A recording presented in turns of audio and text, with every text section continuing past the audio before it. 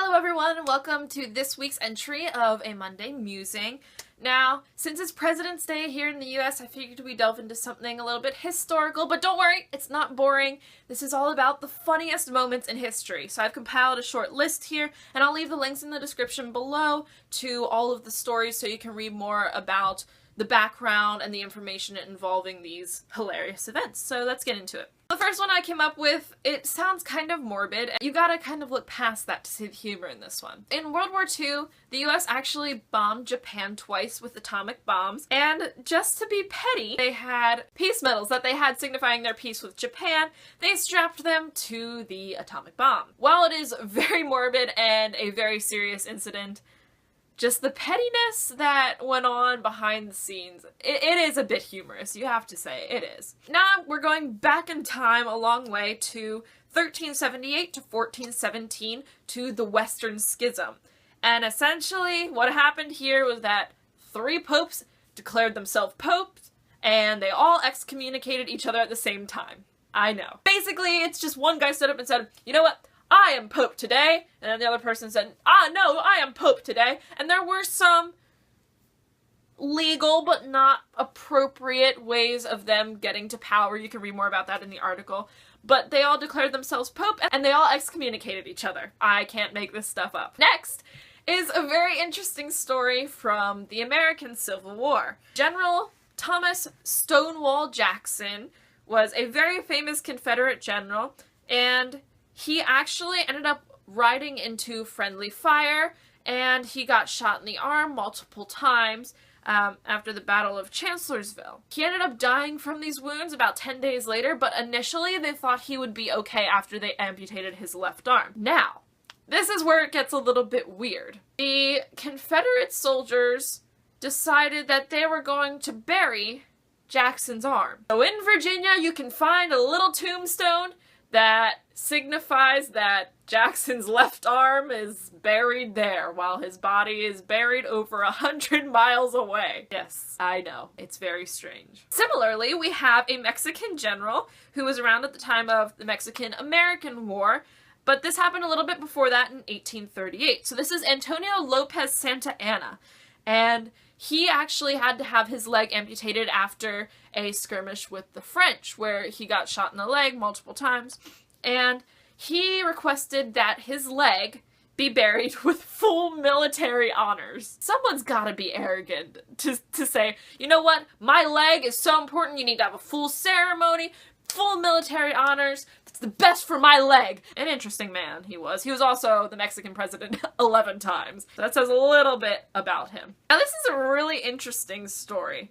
This is in the time of colonial Britain, and they actually had a piece of India. So British India, they're kind of getting overrun by cobras. So essentially the government put a bounty on them, but the problem was that the British were offering a greater sum of money than it was for the cost to breed and raise a cobra.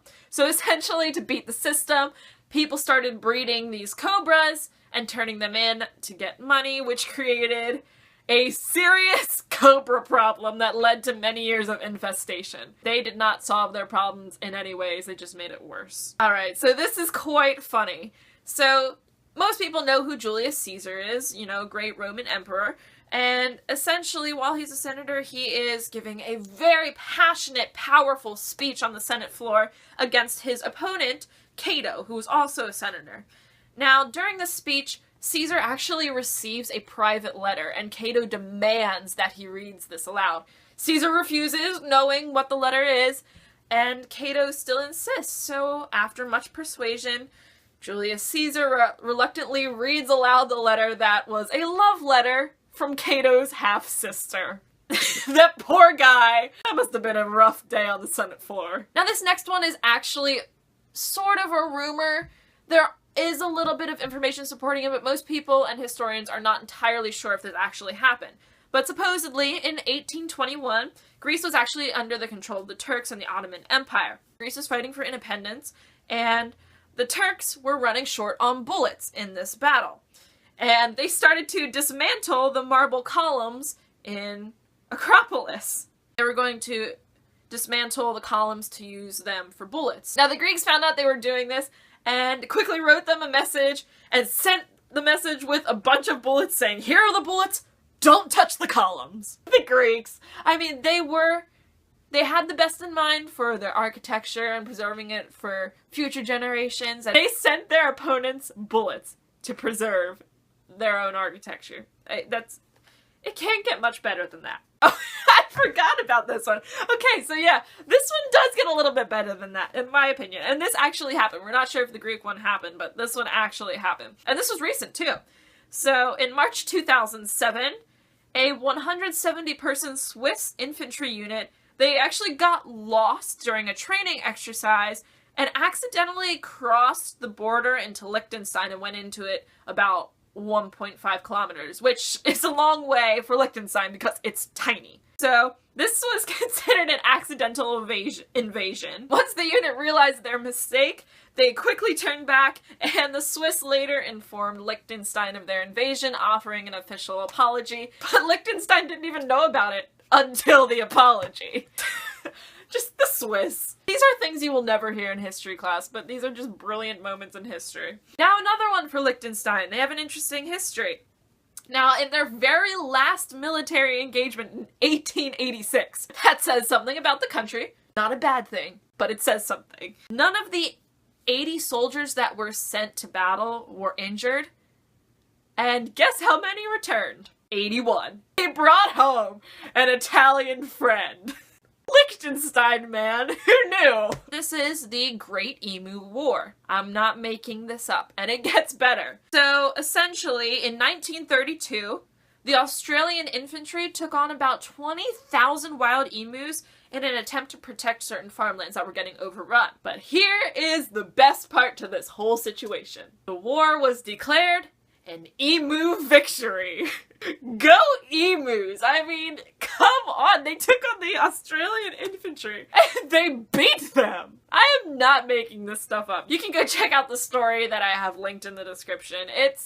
I can't make this stuff up. It's brilliant. Alright, and finally, for our American President's Day, we have a story about a president, Mr. John Quincy Adams.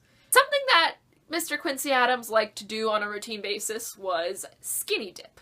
He reportedly would go out into the Potomac River every morning about 5 a.m. and take a quick dip in the river, naked.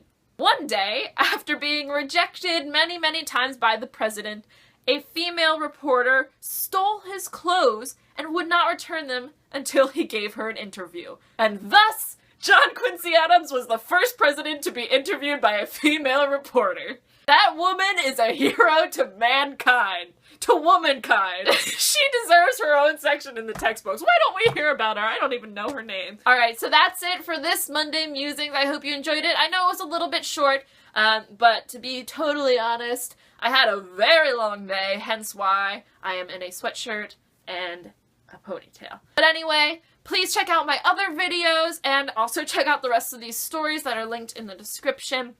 Follow me on Twitter at InsomniaDiary20 and on Instagram at aninsomniacsdiary, just like my channel name.